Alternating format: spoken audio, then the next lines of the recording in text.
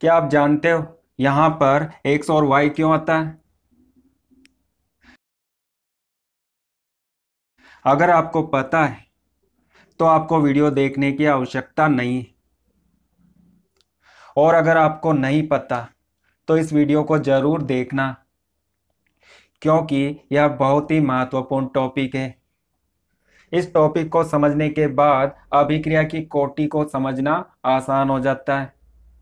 और अभिक्रिया की कोटि पर एग्जाम में प्रश्न निश्चित रूप से आते हैं। वेग नियम क्या होता है? यह नियम अभिकारक और उत्पाद की सांद्रता पर अभिक्रिया के वेग की निर्भरता को समझाता है।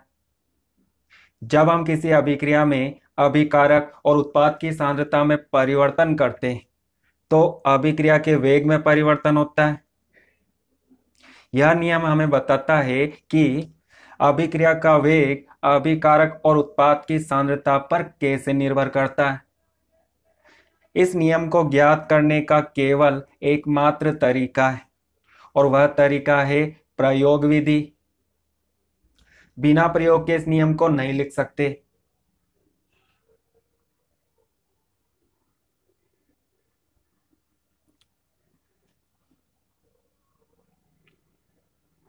चलो मैं इसे प्रयोग के द्वारा समझाता हूं। यह एक सामान्य अभिक्रिया है और इस अभिक्रिया पर आप और मैं प्रयोग करने वाले हैं।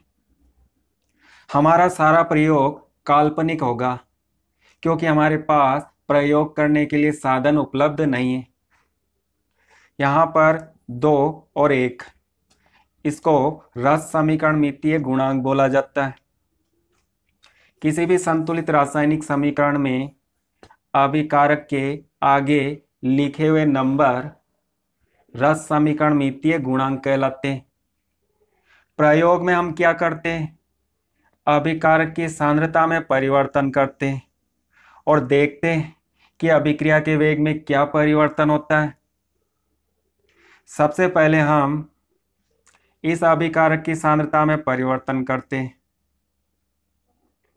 और दूसरे अभिकारक की सांद्रता को स्थिर रखते हैं, मतलब इसकी सांद्रता में कोई परिवर्तन नहीं करते।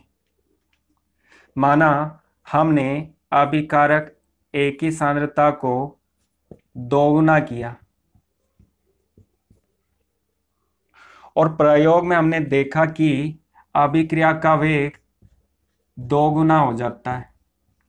मान लो अभिकारक ए की सांद्रता को दोगुना करते हैं तो अभिक्रिया का वेग दोगुना प्राप्त होता है।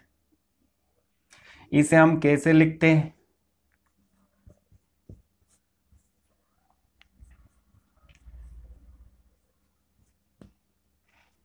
अभिक्रिया का वेग ए की सांद्रता की घात 1 के समानुपाती होता है। मतलब अभिकारक की सांद्रता को दोगुना करते हैं तो अभिक्रिया का वेग दोगुना हो जाता है। अभिकारक की सांद्रता को 3 गुना करते हैं तो अभिक्रिया का वेग 3 गुना हो जाता है। प्रयोग में प्राप्त इस रिजल्ट के अनुसार वेग को इस तरह से लिखते हैं। अब हम क्या करते हैं? अभिकारक ए की सांद्रता को स्थिर कर देते हैं और अभिकारक बी की सांद्रता में परिवर्तन करते हैं। हम बी की सांद्रता को दोगुना करते हैं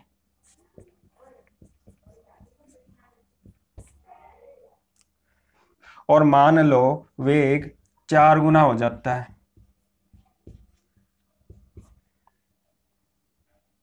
दोस्तों, यहाँ पर वेग में परिवर्तन कितना भी हो सकता है। वेग में वृद्धि हो सकती है तो वेग में कमी हो सकती है, कुछ भी हो सकता है। हम मान लेते हैं कि जब हम बी की सांद्रता को दोगुना करते हैं तो प्रयोग में वेग 4 गुना प्राप्त होता है। इसे हम कैसे लिखते हैं?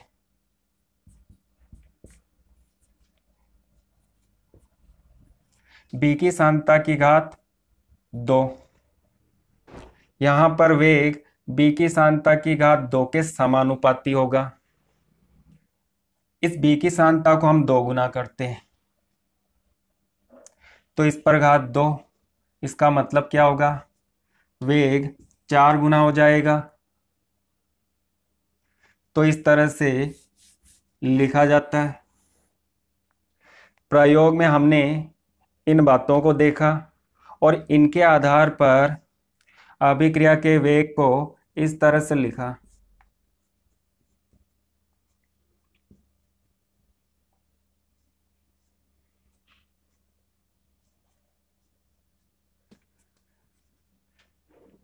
मतलब इन दोनों को एक साथ लिखा।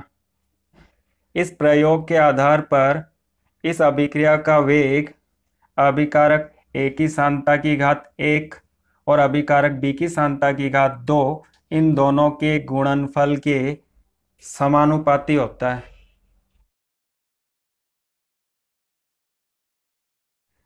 इस समीकरण को वेग समीकरण या वेग व्यंजक बोला जाता है और इसी को वेग नियम कहा जाता है। मतलब यह समीकरण वेग नियम होता है।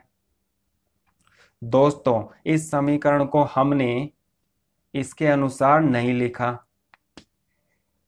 प्रयोग में प्राप्त इन आंकड़ों के अनुसार इस समीकरण को लिखा। अगर यहां पर अभिकारक की सांद्रता में परिवर्तन दोगुना करते और वेग में कोई परिवर्तन नहीं होता, अभिकारक A की सांद्रता में परिवर्तन का वेग पर कोई प्रभाव नहीं पड़ता, तो इसे हम कैसे लिखते? इसकी सांद्रता पर घात 0 लगाते। जब किसी संख्या पर घात 0 होती तो उसका मतलब 1 होता है, तो यहां पर A की घात 0 का मतलब 1 हो जाता है। अभिक्रिया का वेग अभिकारक A की सांद्रता पर निर्भर नहीं करता।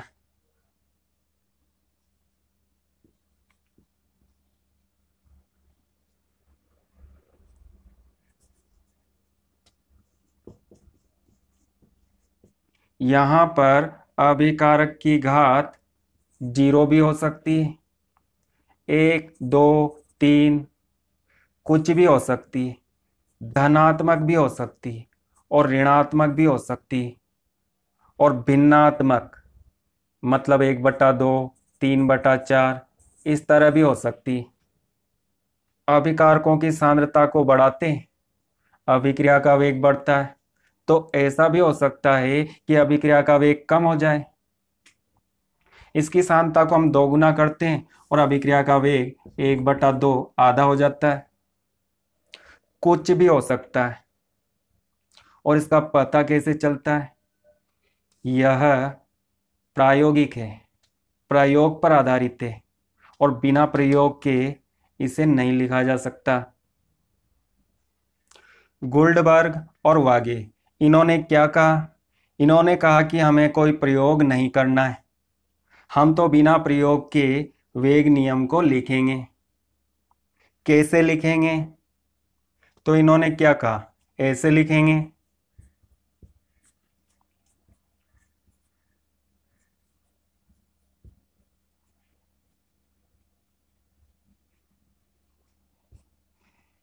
दोस्तों, इन भाई साहब ने क्या किया?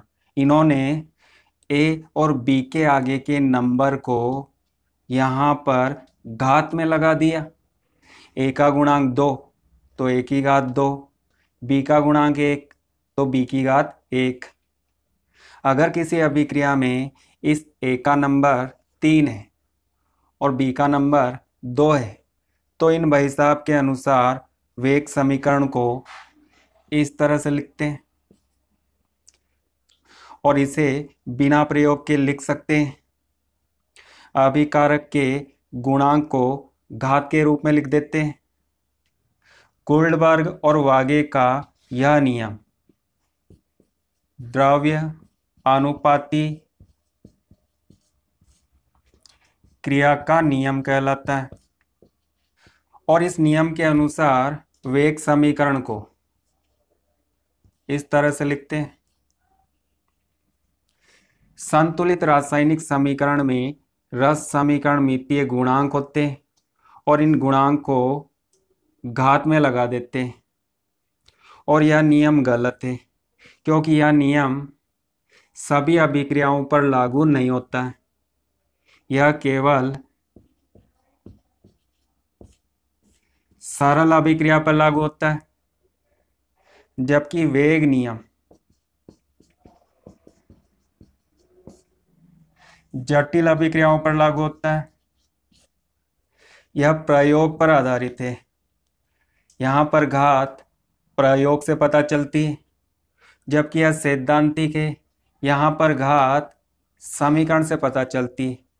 समीकरण के रस समीकरण मितीय गुणांक को घात में लगा देते हैं, तो यह केवल कुछ ही अभिक्रियाओं पर लागू होता है।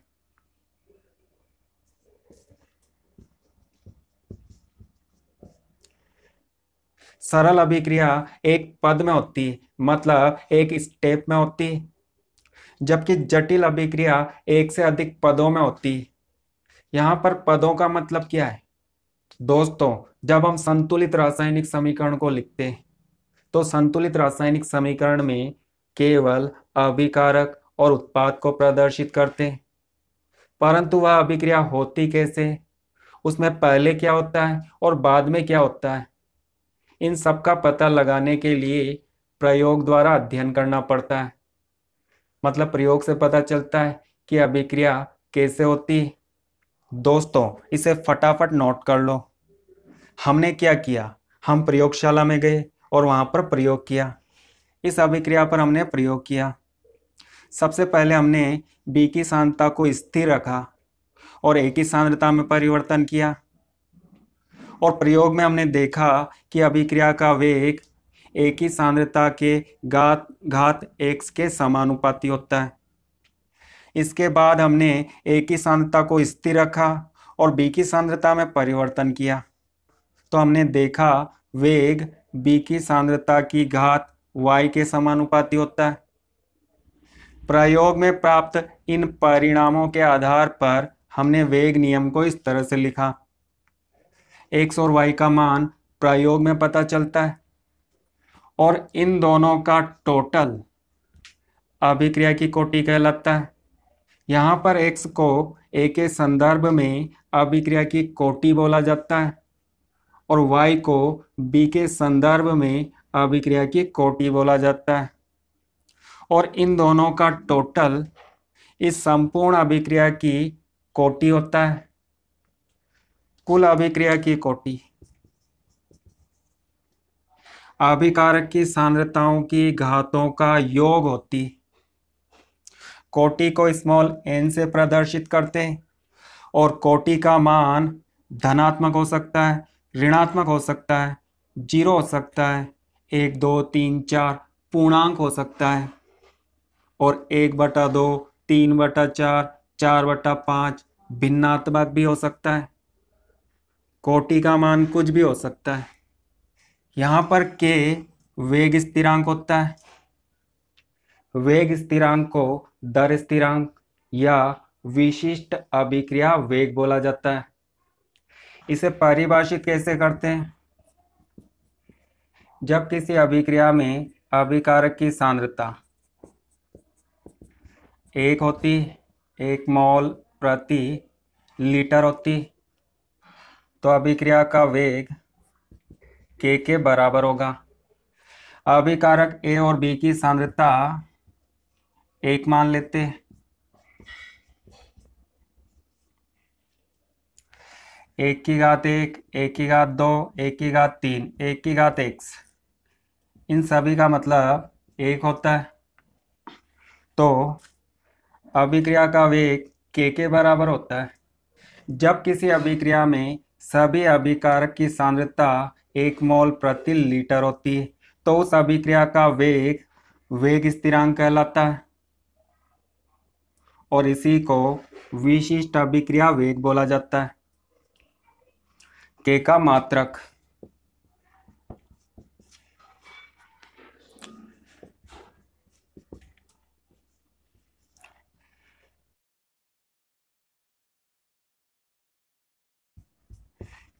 यह अभिक्रिया का वेग समीकरण है, और k को हम बाहर निकालते हैं, इन सांद्रताओं को हटा देते हैं।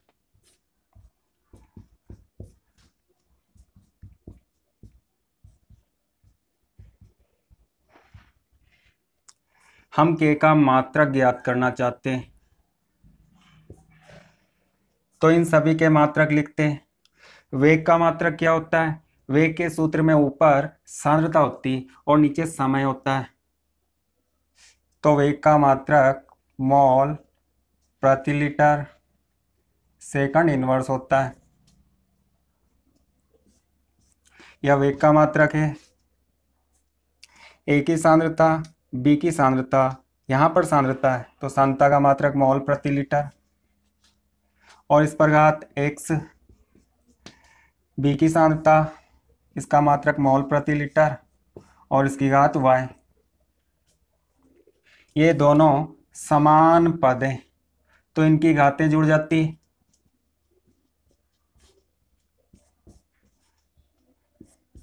x plus y, x plus y को हम क्या लिखते हैं? n अभिक्रिया की कोटि। ये दोनों समान पद हैं, एक ऊपर और एक नीचे, तो ऊपर वाले पद की घात में से नीचे वाले पद की घात को माइनस कर देते हैं। इस पद पर घात एक होती है, एक को लिखने की आवश्यकता नहीं है, यहाँ पर घात एक मान लेते हैं। तो इसका हल क्या होगा? मोल प्रति लीटर, इस एक में से इस n को माइनस कर देते हैं। जब दो समान पद भाग में होते हैं तो उनकी घातें घटा में होती, मतलब उनकी घातों को घटा देते हैं। ऊपर वाले पद की घात में से नीचे वाले पद की घात को माइनस कर देते हैं। और इसके बाद सेकंड इनवर्स।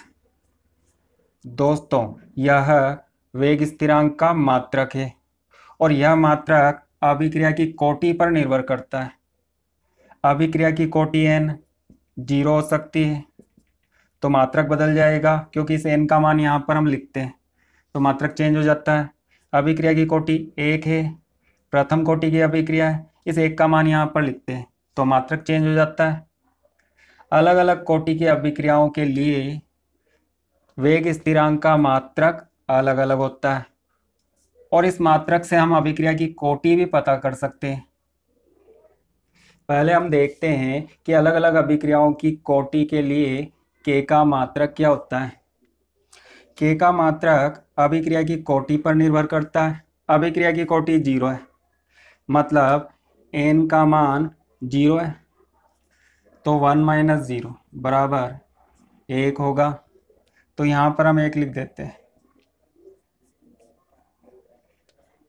तो शून्य कोटि की अभिक्रिया के लिए के का मात्रक मोल प्रति लीटर सेकंड इनवर्स होता है।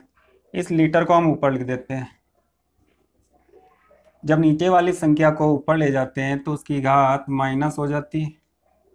लीटर की घात को 1 मान लेते हैं और इसे ऊपर लिखते हैं तो लीटर की घात -1 हो जाती है। सेकंड इनवर्स आप चाहे तो ऐसे लिख सकते हो और ऐसे भी लिख सकते हो। प्रथम कोटि की अभिक्रिया n का मान 1 होता है तो इस n के स्थान पर हम 1 लिखते हैं तो 1 माइनस n का मान 0 होता है, यहाँ पर 0 लिख देते हैं। किसी भी संख्या पर शून्य घात होती है तो इसका मतलब 1 होता है, तो यह पूरा पद 1 हो जाता है। तो के का मात्रक केवल सेकंड इनवर्स होता है।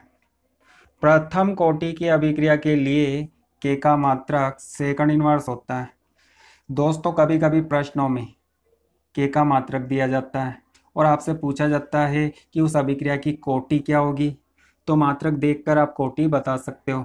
यदि किसी अभिक्रिया के लिए के का मात्रक, के का मान इस तरह से दिया गया 3 × 10⁻⁴ सेकंड इनवर्स, तो इस मात्रक को देखकर आप बता सकते हो यह अभिक्रिया प्रथम कोटि की अभिक्रिया। द्वितीय कोटि की अभिक्रिया n का मान 2 होता है तो इस n के स्थान पर हम 2 लिख देते हैं, मतलब 1 माइनस 2, यहाँ -1 लिख देते हैं। यह द्वितीय कोटि की अभिक्रिया के लिए के का मात्रक है। आप ऐसे भी लिख सकते हो और आप चाहे तो ऐसे भी लिख सकते हो। इस ब्रैकेट को हटाते हैं तो -1 इस मोल के ऊपर लिख देते हैं, मोल की घात -1, और इसी तरह लीटर की घात -1 हो जाता है। सेकंड इनवर्स, इस लीटर को हम ऊपर लिख देते हैं। जब किसी संख्या को नीचे से ऊपर ले जाते हैं तो उसकी घात धनात्मक हो जाती है, तो लीटर की घात +1 हो जाती है।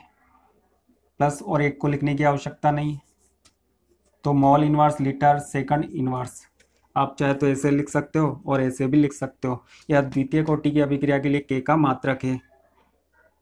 इसी तरह तृतीय कोटि की अभिक्रिया के लिए के का मात्रक हम ज्ञात कर सकते हैं इस सूत्र का उपयोग करके। यहाँ पर n का मान 3 है, तो 1 - 3 -2, तो यहाँ हम -2 लिख देते हैं। ब्रैकेट को हटाते हैं तो मोल की घात -2, लीटर की घात -2 सेकंड इनवर्स। लीटर को हम ऊपर लिख देते हैं तो लीटर की घात धनात्मक हो जाती है। आप ऐसे लिख सकते हो और ऐसे भी लिख सकते हो। तो के का मात्रक अभिक्रिया की कोटि पर निर्भर करता है। अभिक्रिया की कोटि ज्ञात करो। कोटि क्या होगी? तो अभी आपने देखा था यह मात्रक किस कोटि की अभिक्रिया का मात्रक है? यह तृतीय कोटि की अभिक्रिया का मात्रक है। आप इस तरह भी ज्ञात कर सकते हो। इसे हल करके देखते हैं। के का मात्रक क्या होता है? मोल प्रति लीटर 1 - n सेकंड इनवर्स। इस तरह से हम के का मात्रक लिखते हैं। और यहाँ पर के का मात्रक मोल की घात -2 लीटर की घात 2 सेकंड इनवर्स। इस संख्या का कोई मतलब नहीं, हमें मात्रक से कोटि पता लगाना है। इसे थोड़ा इस रूप में लाने का प्रयास करते हैं। यहाँ लीटर नीचे होता है तो इस लीटर को नीचे ले जाते हैं। दोस्तों यहाँ पर लीटर की घात +2 है, जब हम इसे नीचे ले जाते हैं तो घात माइनस हो जाती है। इसे हम ऊपर रहने देते हैं क्योंकि यहाँ पर यह ऊपर है। मोल की घात -2 लीटर की घात -2, तो इस -2 को हम कोष्टक के बाहर लिख देते हैं। यहाँ पर कोष्टक के बाहर 1 - n है और यहाँ पर कोष्टक के बाहर -2 है, बाकी सब सेम है। तो n को ज्ञात कर लेते हैं। 1 + 2, जब हम इसे हल करते हैं तो अभिक्रिया की कोटि 3 होती है।